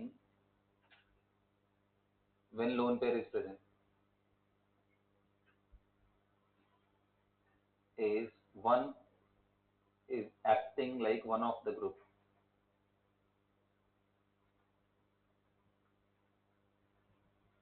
one of the group। सिर्फ ट्रांस तब नहीं यूज करते हैं जब कहीं पे भी एक लोन पेयर आ जाए और वो ग्रुप की तरह काम कर रहा हो, तो वहां पे क्या यूज करते हैं? Syn and anti. इसलिए तो सारे कॉमन टर्मिनल, इन सबको हटा करके एक EZ इसीलिए लेके आया गया ताकि ये सब हट जाए, एक यूनिफॉर्म तरीका हो लिखने का। और सिस एंड ट्रांस का डिमेरिट भी है ना? चारों ग्रुप अलग हो गए तो कैसा सिस ट्रांस बताओगे? सिस ट्रांस के लिए दो ग्रुप अगल बगल के आइडेंटिकल होने चाहिए, जो इधर और इधर अटैच्ड है वहां आइडेंटिकल होना चाहिए। क्या समझ में आया सभी को? ओके जी, इतनी चीजें क्लियर हुई। अब मुझे बताओ, साइक्लिक वाले के भी केस मैंने डिस्कस कर लिया है, तो आपको सब समझ में आ गया ना, कहां कहां पे कैसे कैसे बनेगा? यस और नो बोलो, अब हेडिंग डालो। हाँ जी, ENZ configuration. ENZ configuration. Capital E and capital Z configuration. ENZ configuration.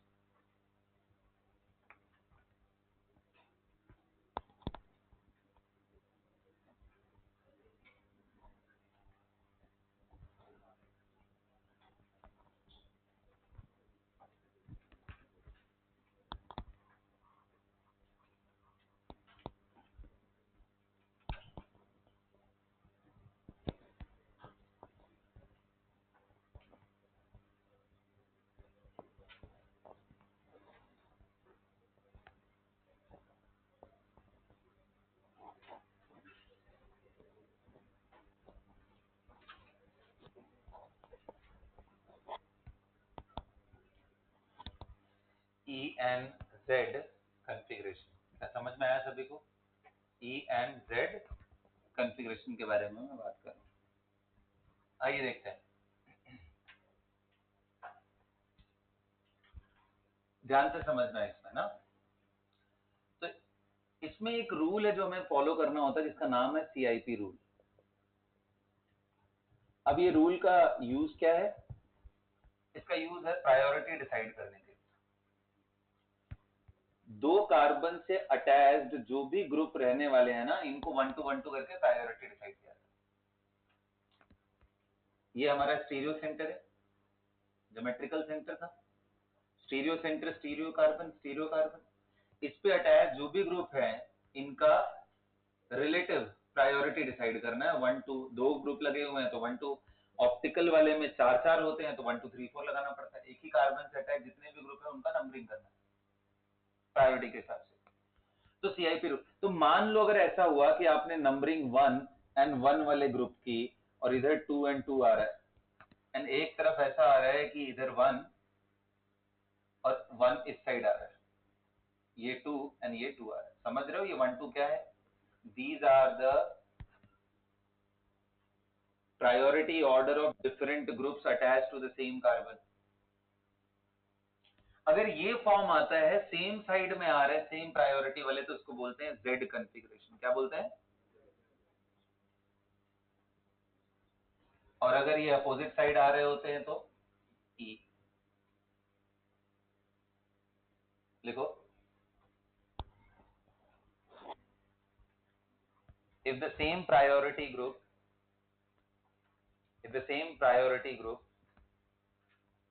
or in the same side are on the same side, then it will be Z configuration. It will be Z configuration. And if the same priority are in opposite side, if the same priority group are in opposite side, then it will be termed as E configuration. क्या बोलेंगे इसे? E configuration.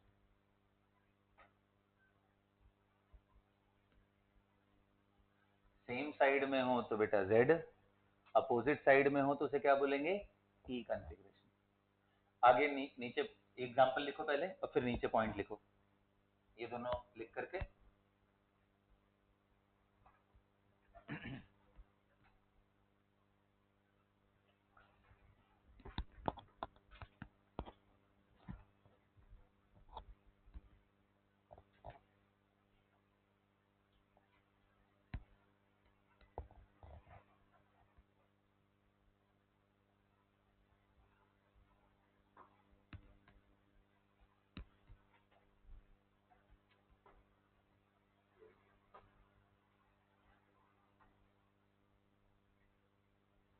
कर लिया आप लोगों ने? करें बेटा? आइए देखते हैं। आप लिखिए, these priority order of different group, the priority order of different group attached to same carbon, the priority of different groups attached to the same carbon, attached to the same carbon, कौन से carbon? Stereo carbon. कोई भी carbon के लिए हम नहीं use करेंगे, जो स्टीरियो सेंटर है सिर्फ उसी जगह पे यूज करें। Is decided by CIP rule. का फुल फॉर्म है खान, इनगोल्ड एंड प्रिलॉग। हाँ जी, ये तीन साइंटिस्ट मिल करके ये रूल बनाए थे, CAHN, इनगोल्ड एंड प्रिलॉग। स्पेलिंग इधर उधर हो सकती है थोड़ी। खान, इनगोल्ड एंड प्रिलॉग, ये तीन साइंटिस्ट मिल करके ये CIP रूल दिए हुए हैं, जिनको शॉर्ट फॉर्म में CIP बोलते हैं। तो हम समझेंगे CIP रूल है क्या ना, मतलब 1 2 3 4 कैसे लिखना है, बस वही बात।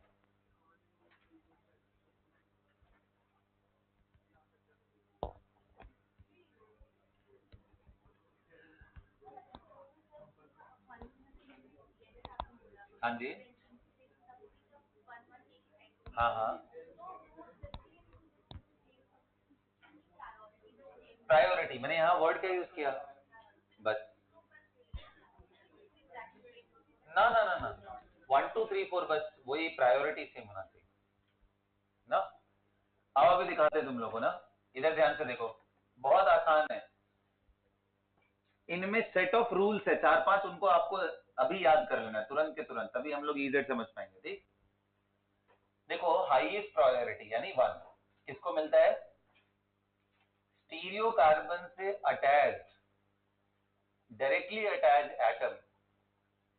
जैसे मान लो ये हमारा स्टीरियो कार्बन है, राइट? अभी मैं जनरल लेके चल रहा हूँ, डबल बॉन्ड वाले पे तो सिर्फ 2 ही अटैच होते हैं ना, मैं मान रहा हूँ sp3 है, चारों अटैच।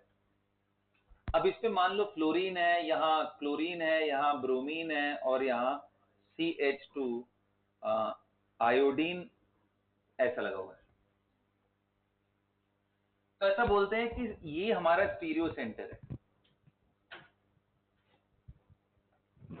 मतलब बेटा यहाँ ये ऑप्टिकल सेंटर ले रहा हूं, and it is equally valid for symmetrical centre also. तो स्टीरियो सेंटर से अटैच जो भी एटम डायरेक्टली हैं, उनका एटॉमिक नंबर देखो, बताओ इसका एटॉमिक नंबर कितना होता है? 9। इसका? इसका ज्यादा ही है। इसका डायरेक्टली अटैच एटम कौन सा है? कार्बन। अरे इससे कार्बन जुड़ा है ना, कार्बन का पड़ोसी आयोडीन है, इससे डायरेक्टली कौन जुड़ा हुआ है? तो आप कंपेयर करते समय आयोडीन देखोगे या कार्बन? डायरेक्टली सबसे नजदीक वाला, नियरेस्ट नेबर को देखते हैं हम सब। जब वो सेम हो जाए तो नेक्स्ट नियरेस्ट नेबर के पास जाते हैं। समझ गए? तो बताओ इनमें सबसे बेस्ट कौन सा होगा? तो रूल ये बोलता है कि जिसका एटॉमिक नंबर ज्यादा उसकी प्रायोरिटी भी ज्यादा। बताओ इनमें सबसे ज्यादा प्रायोरिटी? बहुत बढ़िया है यार, सीख गए तुम लोग। बताओ इन दोनों में? हाँ ये 3। कई लोग इसमें इमोशनल हो जाते हैं, सर इसमें तो कार्बन 2 हाइड्रोजन एक आयोडीन आया है, इतने सारे ग्रुप मिलके भी क्या इसको पीछे नहीं नहीं कर पाएंगे। इमोशनल नहीं होना है, डायरेक्टली अटैच एटम का सिर्फ एटॉमिक नंबर देखना है। ओके, लिखो, लिखो पहला, इसमें रूल लिखो, पहला लिखो, check the atomic number of directly attached atom from stereo center. Check the atomic number of directly attached atom from stereo center. Its priority will be higher if its atomic number is higher. Underline कर लेना. Its priority will be higher if its atomic number is higher. Example, example लिखना ही लिखना है, क्योंकि बिना उसके ना कहानी सुनने से कुछ क्लैरिटी नहीं आता। एग्जाम्पल लिख के आप देखो, तो आप कंपेयर इस एटम के कर रहे हो, यहाँ इसका, यहाँ इसका, और यहाँ इसका। और आप, मैं तो ऐसे लिख दिया हूँ 1 2 3 4, आप यहाँ कमेंट करके लिख लेना क्यों कार्बन को पीछे किया गया, क्योंकि डायरेक्टली अटैच एटम कार्बन है और उसका एटॉमिक नंबर 6 होता है। सॉरी कितना होता है? 6 ही होता है ना? हाँ 6, और फ्लोरीन का 9 है। आ गया समझ में? एग्जाम्पल लिखो।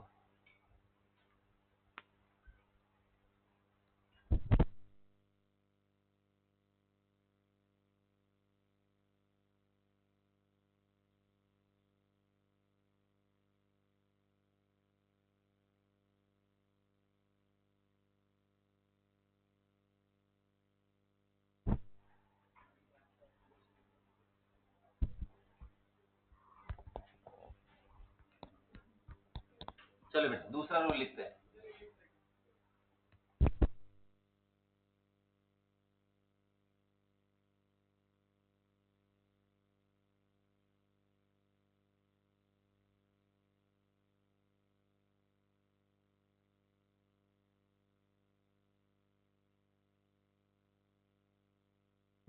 चलो और देखते हैं।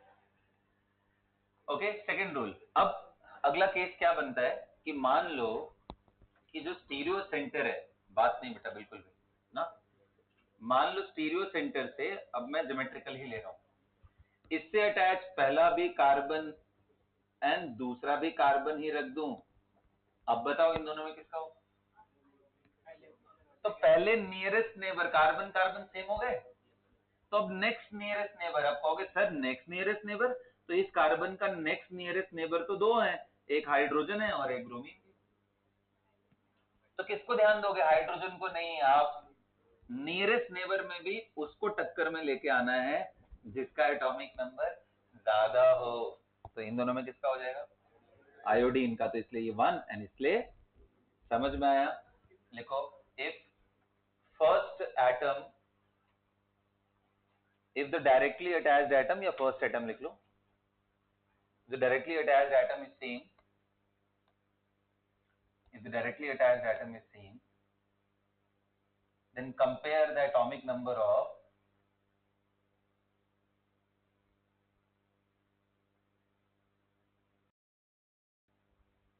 next atom having highest atomic number। जैसे आप समझ रहे हो ना मैं क्या बोल रहा हूँ, कि इसके रिस्पेक्ट में ये 1 है और ये 2 है, 2 पे इसमें दो एटम है, हाइड्रोजन भी 2 पे है और ये भी 2 पे है, सेम के लॉन्ग अगर जाओगे तो अब 2 में मैं किसका कंपेयर करूं? हाइड्रोजन हाइड्रोजन, चलो यहाँ फॉर्चुनेटली सेम हो, हाइड्रोजन का नहीं, जिनका एटॉमिक नंबर हायर हो कंपैरिजन उसका करना है। एंड सिमिलरली आपको आगे बढ़ते जाना है, अगर दूसरा भी सेम हो गया, सारी चीजें आ गई तो आगे बढ़ो, फिर तीसरा, फिर ऐसे करते आगे बढ़ते जाना। Okay, if the directly attached atom is same, then compare the next atom, equidistance रहना चाहिए, बस ये ध्यान रखना, next atom having highest atomic number. अब एग्जांपल लिखोगे अपने आप क्लियर हो जाएगा, ये लिखोगे तुरंत क्लियर हो जाएगा, कहानियों से क्लियर नहीं होता, ये नंबर 1 ये नंबर 2, क्योंकि पहला दोनों कार्बन है, उसके बाद अगला वाला इसमें आयोडीन। चलो अब जल्दी जल्दी मुझे बताओ, एक मैंने तुम्हें समझाया ना, अब मुझे समझाओ। COOH, यहाँ CONH2, बताओ किसका होगा? ये 1 आ जाएगा और ये, समझ में आ रहा है? क्योंकि देखो पहला पहला सेम, दूसरा हाईएस्ट वाला भी सेम हो गया, लेकिन इसके दो हैं और यहाँ इसके एक है, और दूसरा नाइट्रोजन लोअर वाले साइड में। ये अंडरस्टूड ऐसे करते हुए चले। क्या समझ में आया बेटा आप लोगों को? अच्छा बताइए, अगला मैं चल रहा हूँ, ये बताओ यहाँ साइनाइड है और यहाँ C डबल बॉन्ड OH है, अब क्या करें? किसका वाला? पहला पहला आइटम सेम, अगला वाला नाइट्रोजन, इसका अगला वाला दो है हाइड्रोजन, आप किसको कंपेयर करोगे? नाइट्रोजन। कौन ज्यादा है? तो इसको 1 मिलेगा और इसको, जिनका कंपैरिजन डिसाइडिंग फैक्टर है उसको सर्कल कर दो ताकि आपको याद रहे। आगे समझ में? बोलो। चलो अभी देखो तुम्हें घुमाता हूं मैं, इतना मजा आता है मुझे ना करने में, जेन्युइनली। आओ प्यारे बच्चों,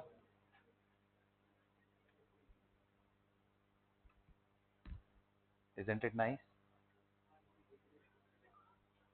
tell me the numbering 1 and 2 में, सॉरी मतलब कौन किधर होगा?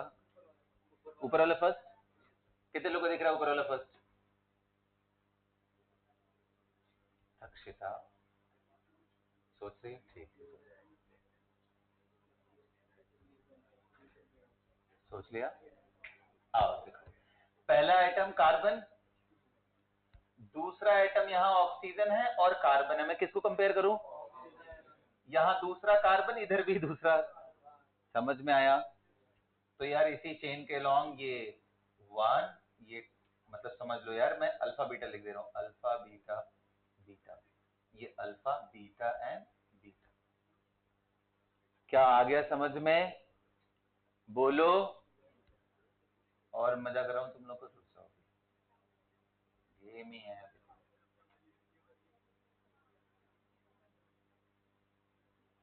अब बताओ, अब बताओ क्या लगता है? ये समझ आया ना सबको? हाँ, क्योंकि इनमें देखो बीटा बीटा पे मैं ऑक्सीजन का कंपैरिजन, इसमें बीटा बीटा दोनों कार्बन है तो कंपेयर करके। हाँ, अब बोलो। ऊपर वाला या नीचे वाला, दोनों का सेम सेम हो ही नहीं सकता है, ग्रुप अलग है तो कभी सेम हो ही नहीं सकता है यार। दोनों सेम तो नहीं है ना, ग्रुप अलग है तो आएगा। बताओ नीचे या ऊपर? आओ समझाते हैं, ये बड़ा इंटरेस्टिंग है देखने वाला। देखो इसमें बोलते हैं ना कि अगर डायरेक्ट नहीं डिसाइड हो रहा है ना तो उस चेन को ऐसे एक्सटेंड करते हुए गोल गोल घूमते जाओ। कहने का मतलब ये है, अभी समझा रहा हूं, ध्यान से सुनो, ध्यान से सुनना, ये बहुत इंपॉर्टेंट है। देखो पहला पहला सेम है, जिंदगी सेम हो गई। नंबर टू पे ये भी है, कार्बन भी है, ऑक्सीजन कार्बन, नंबर टू पे इसका ऑक्सीजन, नंबर टू पे कार्बन, वो भी सेम। अरे बोलो यार, ये वन, ये वन, ये टू, ये टू, ये टू, ये टू। अब आ रहा है समझ में? अब मैं आगे बढ़ता हूं, इसके इधर क्लॉक, कौन सा एंटी क्लॉकवाइज, तो ये थ्री मिल रहा है। इधर एंटी क्लॉकवाइज गया तो ये थ्री मिल रहा है। अरे गोल गोल घूमते रहना एंडलेस चेन की तरफ। ये वन था, ये टू था, ये थ्री हो गया। इस साइड से क्लॉकवाइज जाता तो वन टू के बाद थ्री कार्बन आता। तो one two three, one two three, इसका क्लॉकवाइज या एंटी क्लॉकवाइज कैसे भी कर लो, अगला वाला जो डिसाइडिंग फैक्टर है वो कार्बन है। और इसका एक तरफ से जाने पे ऑक्सीजन मिल रहा है और एक तरफ से जाने पे कार्बन, तो मैं किसको लूंगा? ऑक्सीजन। इधर ऑक्सीजन, इधर कौन? तो कौन बेटर हुआ? इसलिए ऊपर वाला अभी भी वन, नीचे वाला। तो बोलते हैं अगर आइडेंटिकल जगह पे प्लेस जो एटम और रिंग छोटी हो तो उसकी प्रायोरिटी हायर होती है। रिंग छोटी वाली थी, इसकी प्रायोरिटी हायर, क्योंकि दूसरे तरफ से जाओगे तो जल्दी मिल जाएगा ऑक्सीजन। आया ना? बहुत, मतलब ये मैं बता रहा हूं सबसे टफेस्ट एग्जांपल आपको करा रहा था सीआईपी रूल का। हाँ जी, इससे टफ नहीं होता है, क्योंकि एटॉमिक नंबर डायरेक्ट दिख जाता है, ये घूमने में तकलीफ होती है। सबको समझ में आ गया? आ गया बेटा? बहुत ही बढ़िया, सुपर। एग्जाम्पल लिखते जाना, यही तुम्हारे लिए काम आने वाला है। कहानियां कभी याद नहीं रहती, एग्जाम्पल ही सबसे इंपॉर्टेंट है, वही याद है। तो इसका नंबर क्या होगा? वन, और इसका नंबर ये बड़े में लिख लेना, क्योंकि ये तो हम वन टू थ्री जबरदस्ती वाली कहानी। ओके जी, अब सुनो, सुनो ध्यान से। मान लो डबल बॉन्ड लिया तुमने और एक OH आ गया और एक लोन पेयर आ गया, आप क्या करें? ये भी तो दो ग्रुप है, लोन पेयर वाले का भी तो हम लोग ज्योमेट्रिकल देखते थे। तो बताओ, एटॉमिक नंबर इसमें डायरेक्टली अटैच एटम का है, यहाँ डायरेक्टली अटैच एटम ही नहीं है, तो एटॉमिक नंबर जीरो मानेंगे। तो इन दोनों में किसका ज्यादा होगा? ये वन और ये टू। समझ गए ना? लोन पेयर अगर कहीं अटैच हो तो सबसे आखिर में वही आता है, क्योंकि उसमें कोई एटम तो है ही नहीं। एटम नहीं है तो एटॉमिक नंबर भी नहीं है। आ गया समझ में? ये सेकंड लास्ट रूल था सीआईपी का। अब आखिरी रूल पे आते हैं, लास्ट, लास्ट रूल। और वो सबसे ज्यादा इंटरेस्टिंग है, मिटा दो, ये तो मिटा दो ना।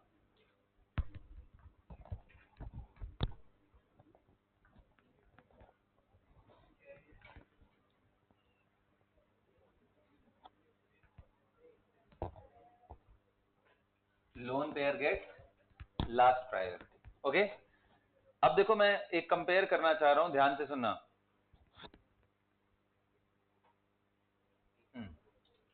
इसका कंपेरिजन, मान लो मैं अभी ऐसा ले रहा हूं, मैं बाकी सारे बॉन्ड नहीं बना रहा हूं, बस इसी को देख रहा हूं। ये हमारा स्टीरियो सेंटर है, ये स्टीरियो सेंटर है, इससे अटैच्ड एक ग्रुप है। बात नहीं बेटा, बिल्कुल ही बात नहीं।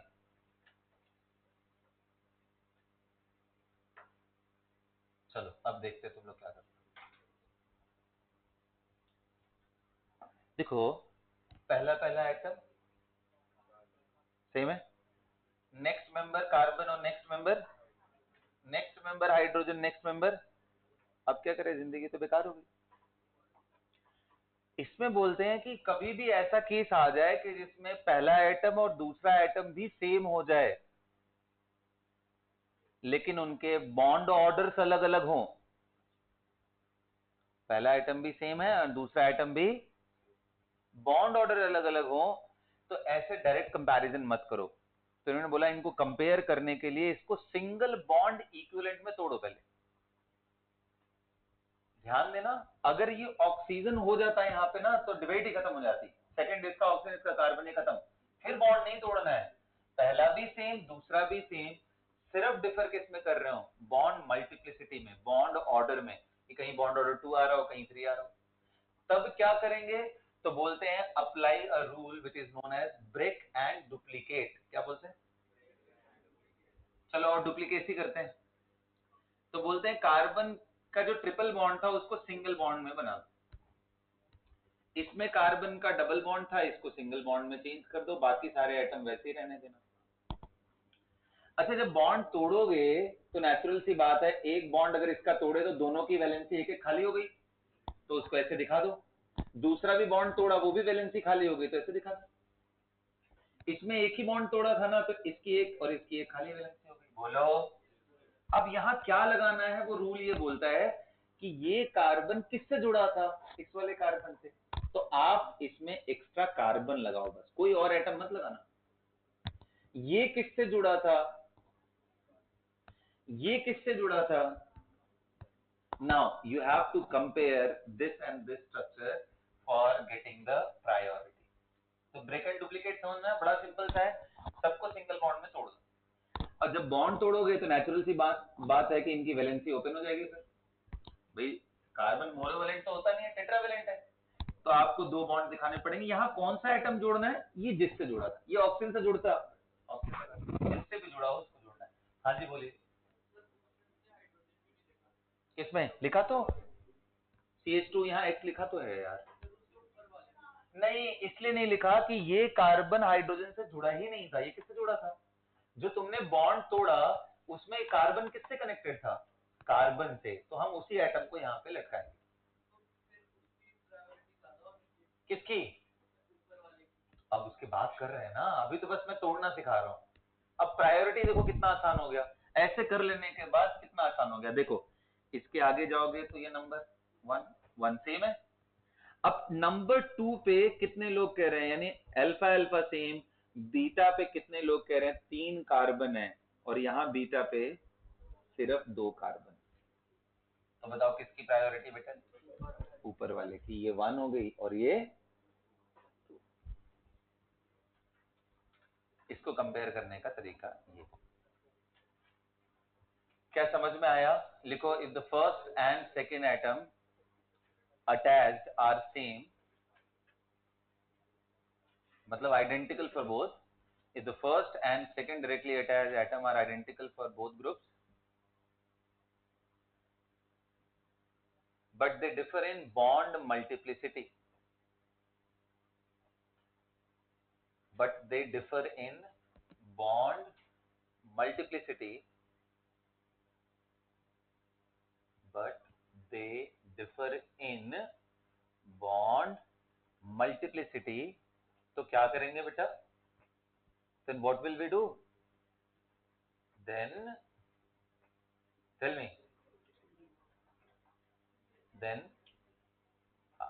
convert them into single bond equivalent by break and duplicate rule, by break and duplicate rule, by break and duplicate rule। अरे यार ब्रेक करना है बॉन्ड और डुप्लीकेट करना है, और वो आप इसको कहानियों के फॉर्म में दिखा लो, एग्जाम्पल लिख करके इसको दिखा लो, बस बात इतना ही।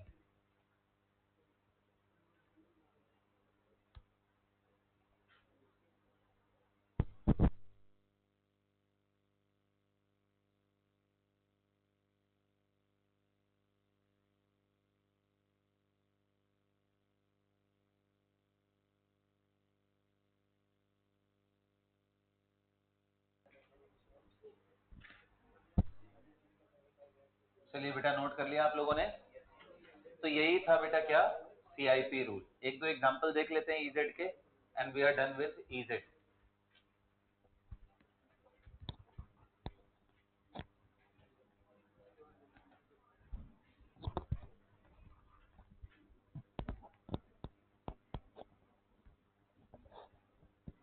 आइए चलिए देख लेते हैं, ध्यान से देखो।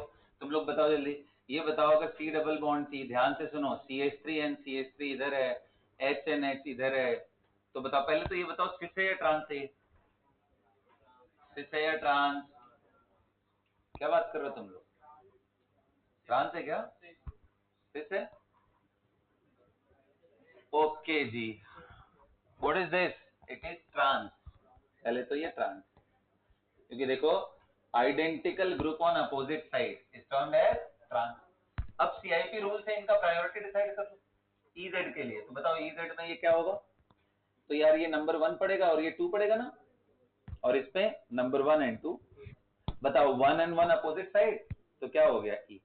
क्या इससे दिमाग में ये इमेज बन रहा है क्या कि अपोजिट साइड में हो यानी ट्रांस को ही ई बोलते हैं? तो वही इमेज खत्म करने के लिए मैंने दूसरा मॉलिक्यूल दिया।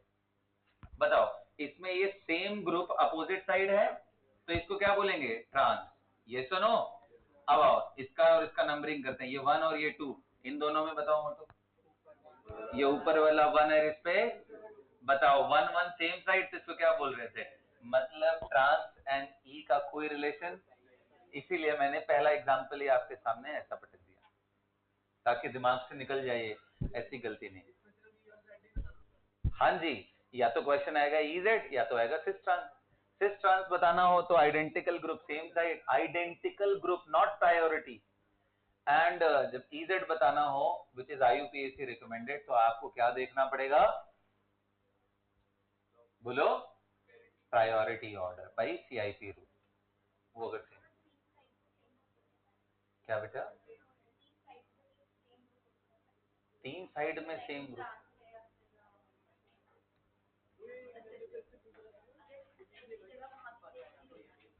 अच्छा, तो देखो अवनी ने एक डाउट पूछा है बहुत इंपॉर्टेंट, कौन कौन बताएगा? इसने पूछा है कि सर अगर मान लो इधर भी CH3 हो गया, तब तो सर ये भी 1 ये भी 1। कितने लोग कह रहे हैं तब तो ये डिबेट ही नहीं है, क्योंकि ये ज्योमेट्रिकल आइसोमेरिज्म ही नहीं शो करेगा। अरे ज्योमेट्रिकल आइसोमेरिज्म शो करेगा तब ना इजेड लगाओगे। तो इसलिए पहले हमने क्या पढ़ा? ज्योमेट्रिकल आइसोमर पॉसिबल है या नहीं। अगर पॉसिबल है तो कॉन्फ़िगरेशन असाइन करेंगे। अरे बाबा, फिर वही दोबारा क्वेश्चन, इजेड नहीं बता पा रहे, जब ज्योमेट्रिकल आइसोमर है नहीं तो सिस ट्रांस का क्या मतलब? सिस एंड ट्रांस का भी नाम तभी है जब ज्योमेट्रिकल आइसोमेरिज्म पॉसिबल हो। इज दैट क्लियर ना? ठीक है, कर लिया। एक लास्ट एग्जांपल देता हूं इजेड का, देखो ध्यान से। C double bond C and C double bond OH, यहाँ CN, यहाँ CH2OH और यहाँ CH2I। बताइए ये E है या Z है?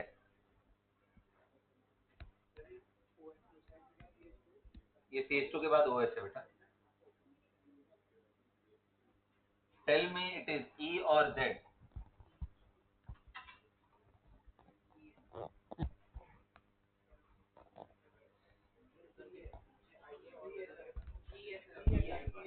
E है या Z है बेटा? बोलो, E है। समझ में आ रहा है क्या? बोलो, आ रहा है? ये E है या Z? क्या है बोलो? ये कार्बन पे नंबरिंग बताओ। अरे ये आयोडीन है और पहला पहला सेम था। अगला देखे आयोडीन, ये 1 और ये 2। यहाँ बताओ पहला सेम दूसरा ऑप्शन ये, तो ये 1 एंड 2 दोनों अपोजिट साइड, तो क्या हो गया?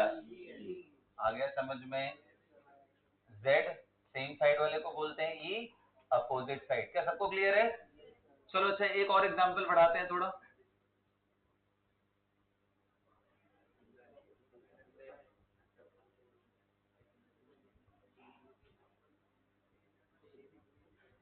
ये बताओ E है या Z है? E है या Z है?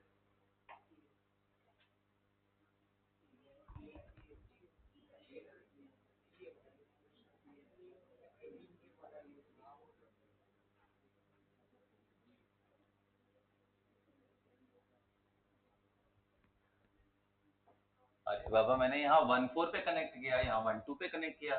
रेस्ट्रिक्टेड रोटेशन इसमें भी है, इसमें भी है। कार्बन पे अलग अलग ग्रुप इसमें भी है, इसमें भी है, तो इसमें भी आइसोमर आएगा, इसमें भी आइसोमर आएगा। ये वाला कौन सा है?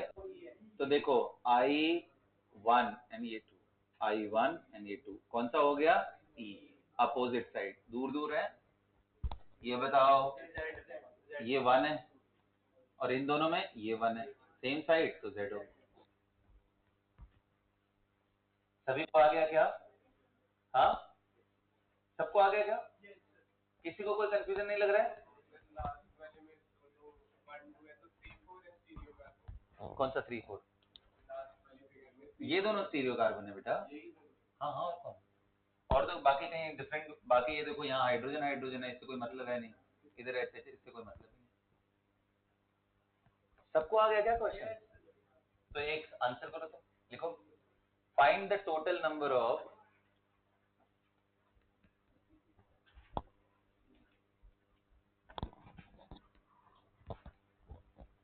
geometrical isomer possible, total number of geometrical isomer possible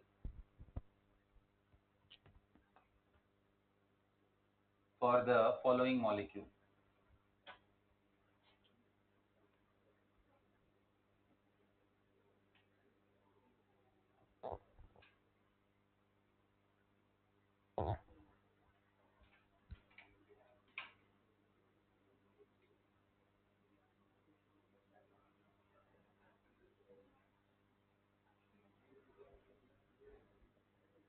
जल्दी करो बेटा, बिल्कुल पर क्वेश्चन 1 मिनट मिल रहा है आपको समझने के लिए इसमें, ठीक है? कोई बहुत बड़ा क्वेश्चन नहीं है, सिंपल सिंपल से। मैंने क्या किया है, अभी तक मैंने आपको एक ही सेंटर दिया था, आप देखो यहाँ मल्टीपल सेंटर्स है, यहाँ के अबाउट भी सिस्टांस बन सकता है और यहाँ के अबाउट भी, अरे बोलो ना, ऐसे ही यहाँ पे भी ऐसे ही, यहाँ 3 बना दिया मैंने।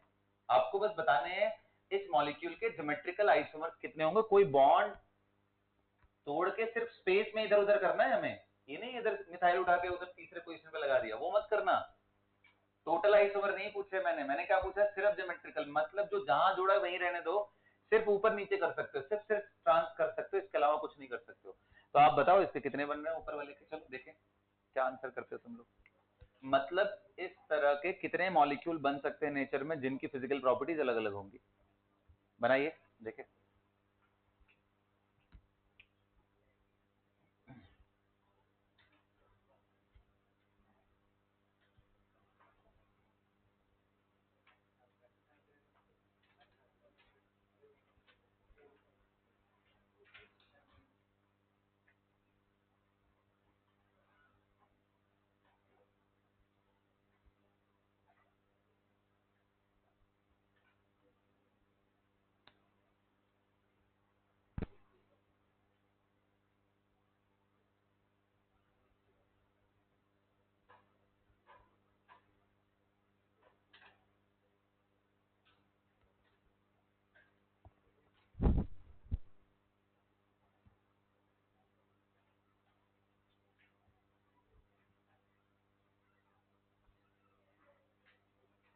सोचो, पहले वाले का सोचो, आइडिया लग जाएगा। करें, समझाओ, कर लिया आप लोगों ने? कितना है लक्ष्य बोलो, करना है जल्दी। तीनों का 4 आ रहा है, आओ चलो देखते हैं। ऊपर वाले का देखते पहले, सबसे पहले पहला देखते हैं। देखो मैं आपको ये दिखाना चाह रहा हूँ बेटा, यहाँ बताओ आप क्या ई एंड जेड दोनों कर सकते हो? अरे same side and opposite side, यहाँ भी ई एंड जेड दोनों तरफ कर सकते हो, ये सुनो। अब बताओ इसका इस साइड और वो आइडेंटिकल है क्या? नहीं, इधर C2H5 है, इधर, कहने का मतलब इसका Z और इसका Z आइडेंटिकल चीज नहीं है, दोनों अलग अलग है। इसका E और इसका E आइडेंटिकल नहीं है, दोनों अलग अलग है। इसका मतलब टेक्निकली ये हुआ E1 एंड दूसरे वाले पे E2, Z1, Z2, Z1, E at 2 and E at 1 and Z at 2। कितने कॉन्फ़िगरेशन बन गए? 4। अगर इसको मॉलिक्यूल के फॉर्म में दिखाना हो तो मैं कैसे दिखाऊंगा? दोनों पे ई है, पहला और दूसरा दोनों पे, यानी यहाँ पे भी ई और यहाँ पे भी ई। ई का मतलब अपोजिट डायरेक्शन में होते हैं ना। तो देखो मैं ऐसे दिखा रहा हूँ, ध्यान से देखो, ऐसा आया, ऐसा आया, फिर ऐसे, फिर ऐसे, फिर ऐसे, यहाँ ET और यहाँ ME। This is representing E here and this is also representing E here. Did you understand? This is one of the molecule. Similarly, कितने लोग कह रहे हैं दोनों पे Z दिखाने का मतलब क्या हुआ, इसकी मैं बात कर रहा हूं.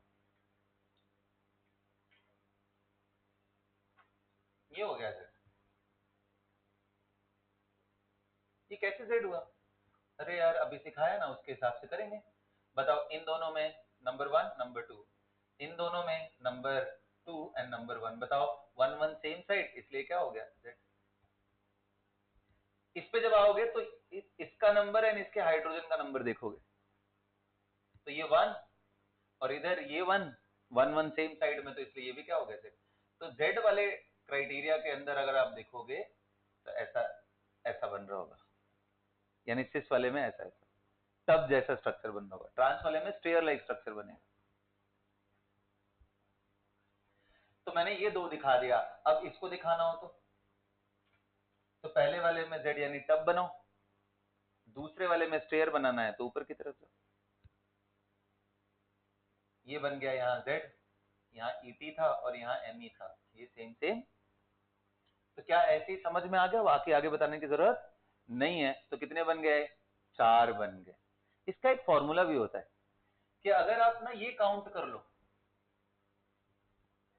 कितने सेंटर्स हैं और अनसिमेट्रिकल है,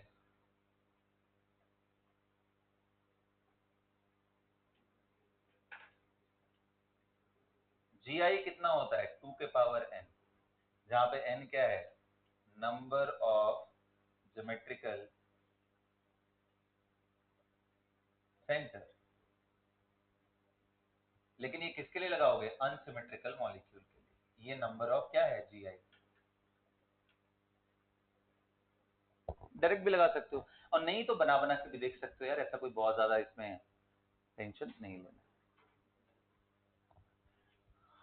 अब देखो यहां वाले के केस में देखना, बताओ इधर इधर सिमेट्री हो गया ना, molecule can be divided in 2 equal half ना, सिमेट्रिकल. तो जब सिमेट्रिकल हो जाए तो ऐसे केस में देखो इसका, अब मैं यहाँ पे लिखने जा रहा हूं, ध्यान से सुनो. ये Z दूसरा Z, ये E दूसरा E, ये Z ये E इज सेम एज पहला वाला E हो जाए दूसरा Z, क्योंकि उनको ऐसे पलट दोगे एक ही बात है, इसलिए ये दोनों सेम ही हो जाते हैं. तो नंबर कितने, 3 हो जाते हैं. इनके केस में क्या है, फॉर्मूला क्या है, 2 पे पावर n माइनस 1 प्लस 2 पे पावर n बाई 2 माइनस 1. ये कब लगाओगे GI के लिए, symmetrical and n is even.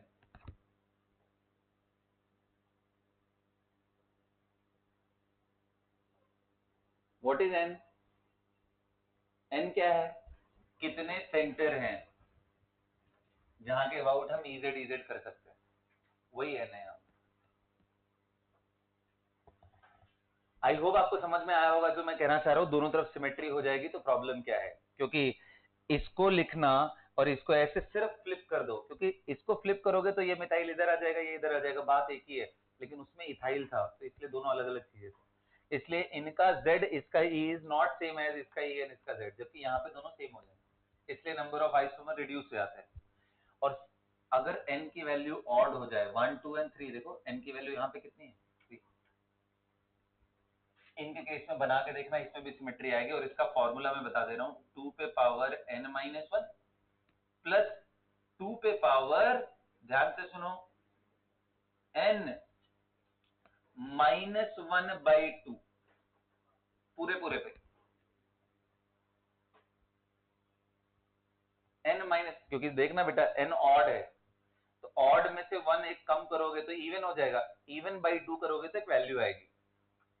तो यार ध्यान रखना पूरे में डिनोमिनेटर है n माइनस 1 डिवाइडेड बाई 2, फॉर्मूले से लगाओगे ये आ जाएगा. तो 3 फॉर्मूले 3 मॉलिक्यूल के लिए, अनसिमेट्रिकल 2 पे power n, symmetrical but n is even 2 पे पावर n माइनस 1 प्लस 2 पे पावर n बाई 2 माइनस 1, और इसमें n माइनस 1 पूरे पे बाई 2. क्या सबको समझ में आ गया, बोलिए. So with this everyone we are done with geometrical isomerism. एक आखिरी क्वेश्चन देता हूं होमवर्क के लिए, घर पे लगा के आराम से करना, और मैं इसी लेक्चर को जो अपलोड करूंगा तो उसके नीचे कमेंट में उसका आंसर लिख दूंगा कि इतना आया, अब आप मैच करा लेना. ठीक है, क्या है क्वेश्चन कि अगर मान लो आपके सामने एक मैं साइक्लोब्यूटेन दे करके और चारों तरफ मैं क्लोरीन क्लोरीन लगा देता हूं, चारों तरफ क्लोरीन, इसके कितने ज्योमेट्रिकल आइसोमर बनेंगे, ये मेरा क्वेश्चन। साइक्लिक, इसके कितने ज्योमेट्रिकल आइसोमर बनेंगे, ये मेरा क्वेश्चन है आपके लिए। और ये चीज आप यहां यूज भी नहीं कर सकते, ये सारे फॉर्मूले क्यों नहीं कर पाओगे, ये ओपन चेन मॉलिक्यूल के लिए फॉर्मूला था, ये मैंने कैसा दे दिया, साइक्लिक।